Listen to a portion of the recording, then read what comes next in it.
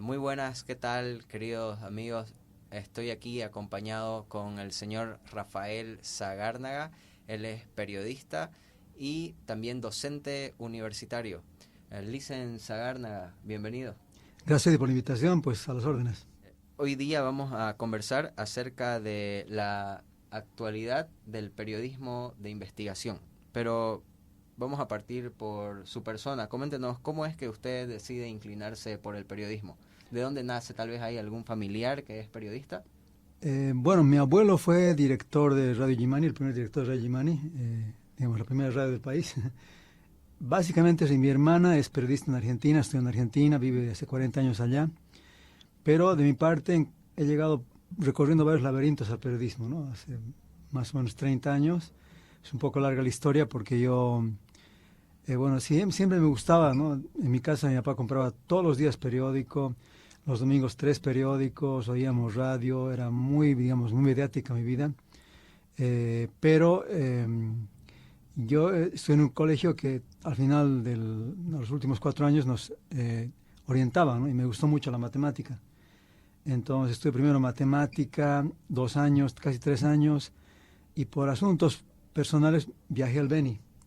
Y en el Beni viviendo, tuve que trabajar con unos señores que eran de Taiwán, ¿no? Eran chinos, hablaban todo el día chino y yo sabía un poquitito de inglés y visitaban el lugar donde trabajamos, franceses, ingleses, italianos. Entonces yo estuve buen tiempo allá, entonces cuando iba a volver a La Paz y retomar mi carrera de matemáticas, ya mi cabeza había cambiado mucho, ¿no? Entonces dije, ¿qué hago? ¿Qué estudio? Tengo que, ¿no? Además, antes de irme al Beni, la universidad estaba muy mal, ¿no? Se avanzaba un semestre por año, había mucho conflicto social, era la crisis del UDP. Entonces, al volver del Beni, dije, tengo que hacer algo más rápido, menos complejo que la matemática.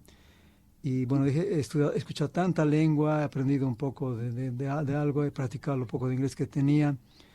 Me gustó mucho la idea de la lingüística. Entonces, estudié lingüística, salí de lingüística, licenciado en lingüística e idiomas ¿Dónde estudió lingüística? en la Universidad Mayor de San Andrés. Entonces, cuando salí, me puse a trabajar, me llevaron a un ministerio para que haga traducciones, porque era la época de la capitalización. Llegaban muchas propuestas ¿no? En francés, en inglés. Yo podía traducir, digamos, no habla muy fluidamente el inglés, pero podía traducirlo. El francés más o menos, ¿no? Entonces llegaba eso. Y trabajando en esa oficina, a mi espalda estaba la oficina de comunicaciones, de periodismo, ¿no? del ministerio. Entonces yo trabajaba solito prácticamente y la que era directora de comunicación me decía, vente a mi oficina, vente a mi oficina. Me pasé y ahí ya no había traducciones, ¿no? Porque se acabaron los documentos para traducir y yo estaba con ítem, entonces me dijo, haz notas. Entonces empecé a hacer notas, textos. Llegó otra directora, muy buena gente también, y me pagó un curso de periodismo. Y ahí empezó, ¿no? Salí del ministerio un año después y dije, bueno, trabajaré en lo que más o menos he hecho, ¿no?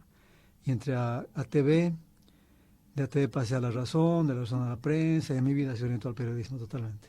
Ahora, entrando en materia, ¿nos podría comentar cómo ha evolucionado la investigación periodística en los últimos años aquí en Bolivia?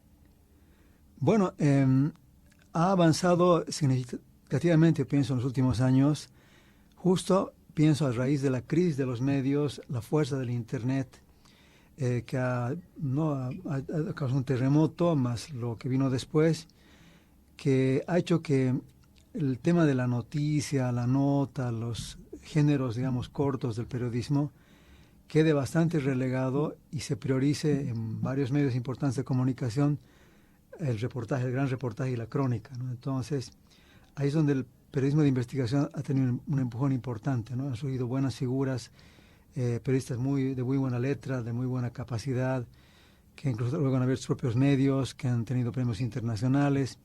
Creo que a partir de esa época del 90, del 95 adelante, empezó a hacer mucho auge al periodismo de investigación y ahí mejoró bastante. Y hoy en día, ¿cuál considera usted que son las mayores barreras para la libertad de prensa? Bien, sí, justo una de las, digamos, grandes adversidades que tiene el periodismo de investigación en Bolivia hoy es el hecho de las limitantes para poder, por ejemplo, obtener información oficial, ¿no?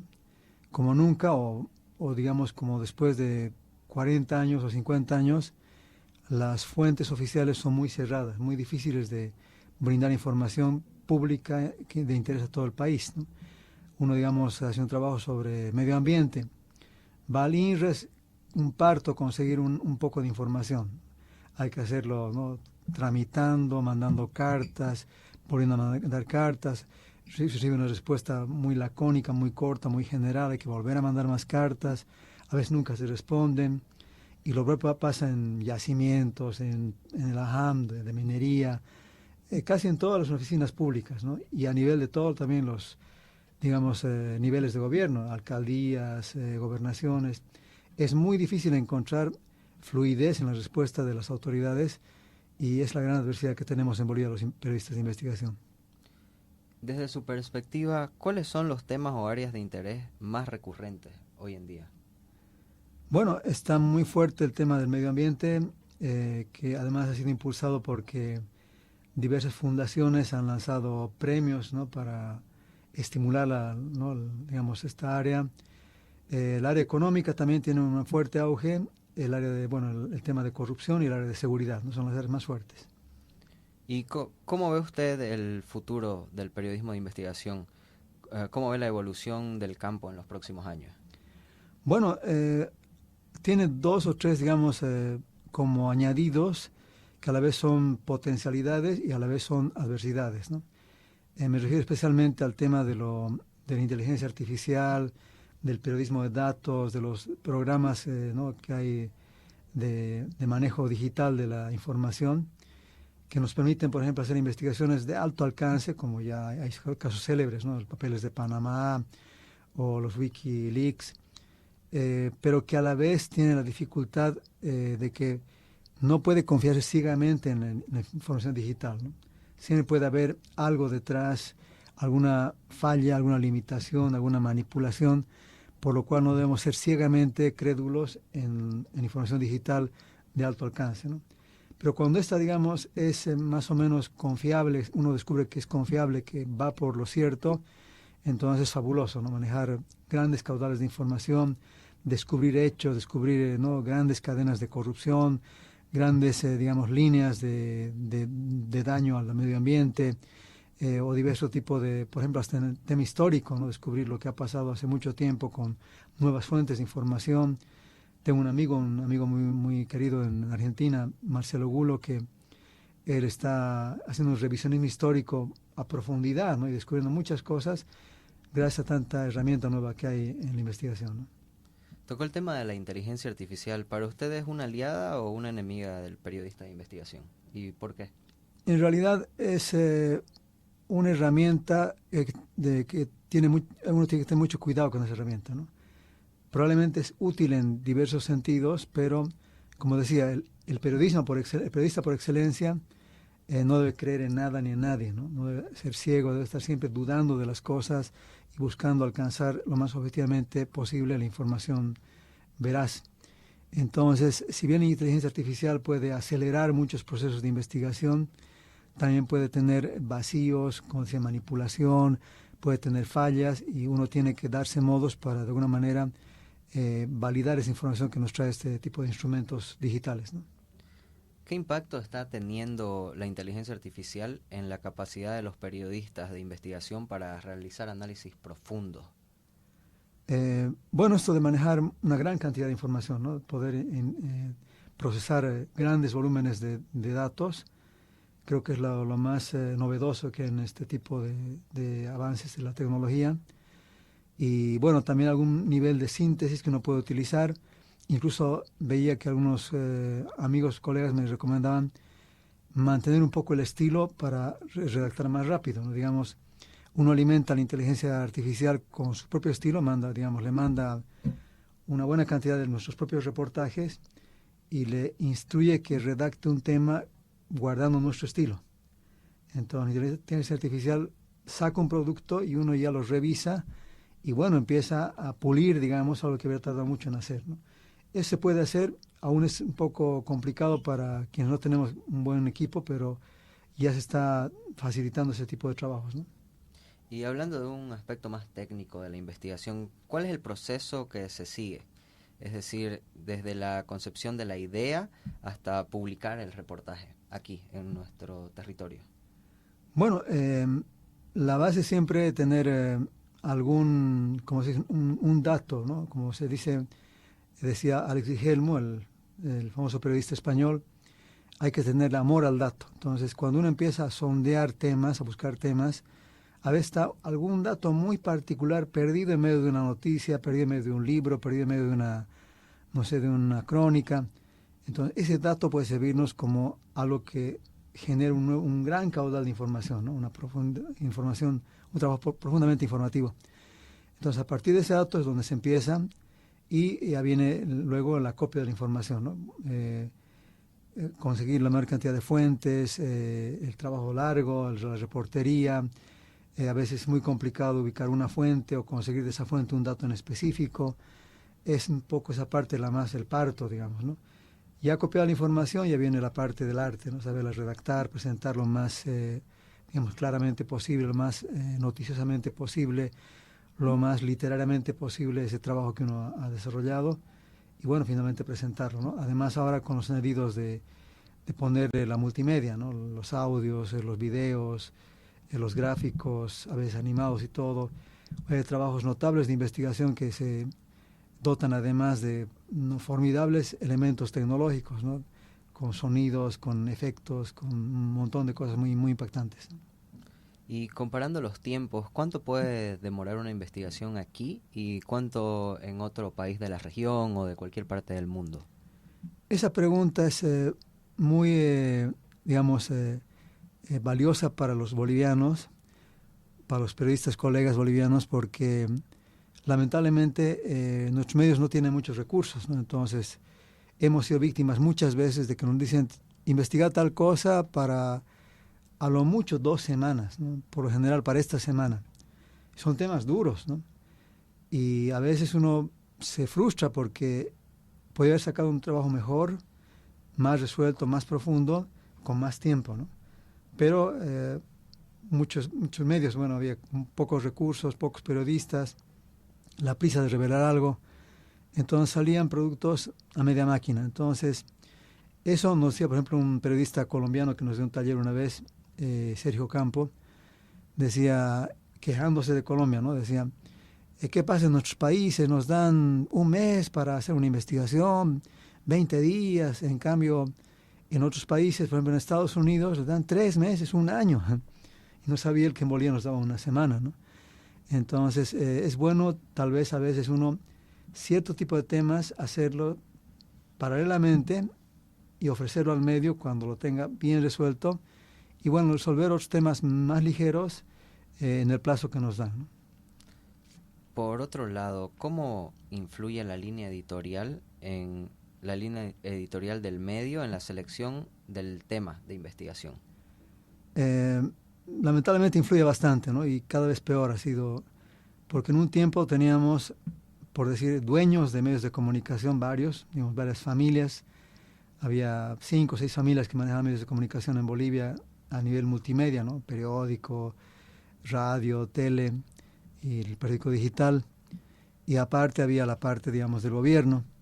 Entonces, no había medio prácticamente en el cual el propietario no, digamos, esté siempre como supervisando de que no se toque cierto tipo de puntos incómodos de las amistades que tenía hacia nivel económico o político, ¿no?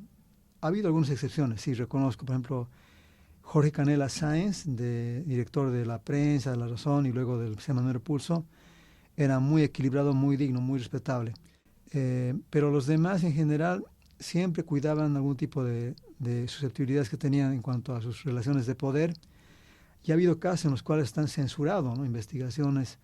Me acuerdo una vez en La Razón, los señores Garafulik vieron que un trabajo de un periodista, colega Anacleto Escobar, revelaba la dictadura de Banzer, un aniversario de la dictadura. Como ellos estaban esa vez muy ligados al segundo gobierno de Banzer, de la noche a la mañana esa página la borraron, la sacaron del periódico, pusieron publicidad y al día siguiente cuando fuimos los periodistas a ver estaba cambiado todo, ¿no? Censuraron. Y pasó lo mismo con otros directores y medios de comunicación. Siempre había censura. Es una influencia muy fuerte, peor ahora porque la gran mayoría de los medios de comunicación hoy pertenecen prácticamente a líneas gubernamentales. Entonces hay una censura muy grande a nivel del gobierno contra la investigación periodística. Algo que siempre me he preguntado es, ¿quiénes deciden realmente la línea editorial en los medios? Bueno, los propietarios, y bueno, en este caso hoy el gobierno es, si no propietario, muy allegado a quienes son los propietarios de los medios de comunicación e impone sobre ellos una presión mucho más fuerte que en otros tiempos, ¿no? Entonces, ellos definen prácticamente. ¿Y cómo se financia la investigación periodística en Bolivia? Bueno, una de las formas de financiar y hacer buen trabajo de investigación es a través de medios, digamos, internacionales que financian investigaciones en diversos países, ¿no? Hay iniciativas de fundaciones, de ONGs, o algún tipo de, ¿no?, de ese tipo de medios grandes a nivel internacional que a veces, digamos, tienen inquietud e interés de que se investigue algo en Bolivia o en Sudamérica a nivel colaborativo. Entonces financian y esos son buenos trabajos que se realizan porque dan unos recursos, le dan el tiempo necesario para que trabaje y reconocen económicamente bastante bien el trabajo. ¿Podría citar algunos ejemplos? Me gusta, por ejemplo, Conectas, me gusta El Faro, que es centroamericana, me gusta Ojo Crítico de Perú. Después, acá hay, por ejemplo, La Guardiana, que es un diario digital que siempre trabaja con este tipo de proyectos. Después hay también, había una página digital que se llama China Dialogue, que viene desde Inglaterra, y alguno más, ¿no? Ese tipo de proyectos me gustan, sí. ¿Y este financiamiento cómo afecta a la independencia y objetividad periodística? No, en realidad uno ya, digamos, recibe la invitación o plantea también, hay páginas, por ejemplo, Mongabay, donde uno manda un proyecto periodístico con todo el detalle. Ellos, si ven que les gusta, dan el visto bueno y lo financian. Entonces, ahí uno trabaja abiertamente, sin problemas. Y sucede eso con la mayoría de este tipo de instituciones, ¿no? Y cambiando un poco de tema, hablemos un poco de la seguridad. ¿Cuáles son los principales desafíos que enfrentan los periodistas hoy en día aquí en Bolivia? Bueno, hay mucha intimidación por parte de los llamados movimientos sociales. Hay, digamos, también se ha intensificado, digamos, el hackeo, el manejo digital, ¿no? Digamos, la intromisión digital en los equipos que uno tiene. Hay mucha inseguridad porque no hay una garantía judicial para el trabajo, no hay una garantía, una protección, digamos, alguna institución que proteja a los periodistas en la dimensión que estos requieren. Es complicado, hay mucha inseguridad para el periodista boliviano y se ha visto cada vez más, ¿no? Ha habido agresiones, intimidaciones, despidos, ¿no? Por causa de que, bueno, uno está desprotegido, ¿no? ¿Qué estrategias se pueden usar para proteger la seguridad del periodista cuando está en el trabajo de campo? Bueno, uno tiene justamente que darse los modos, trabajar con mucha precaución, trabajar mejor en equipo, todo trabajo que uno haga en equipo, siempre tratar, o si no es en equipo, tener alguna colaboración de gente que lo acompañe, por ejemplo, en entrevistas, que lo ayude en algún tipo de trabajo de reportería, tener una buena, digamos, ubicación en cuanto a la seguridad digital, con redes seguras de comunicación que no sean hackeables, archivos muy bien guardados, muy bien copiados en diferentes tipos de memorias. Después también tener cuidado de algunos temas que son muy sensibles, entonces si esos temas uno los trabaja de manera muy desprevenida puede correr riesgos. Mejor si los va a trabajar, tomar todo el recaudo de estar bien protegido a nivel incluso internacional, ¿no? Entonces ahí uno puede darse más digamos, libertad para trabajar ese tema. Le propongo lo siguiente, hagamos de cuenta de que estamos volviendo en el pasado. ¿Qué le diría usted a su yo estudiante de periodismo? ¿Qué sugerencias le daría?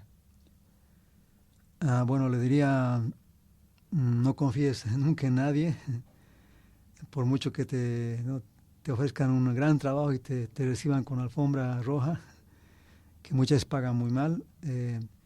Hoy hay tres ex medios, que tienen cerca a 1.000 trabajadores, por decir 700 trabajadores, sin sus beneficios sociales, ¿no? Los dueños se fueron, o sea, entregaron los medios a otros dueños que vienen del gobierno. No les importó ellos con tal de cuidar su propiedad. Y tengo solamente en el último medio que he trabajado 87 compañeros a los que les deben beneficios sociales de hasta 33 años en algún caso, ¿no?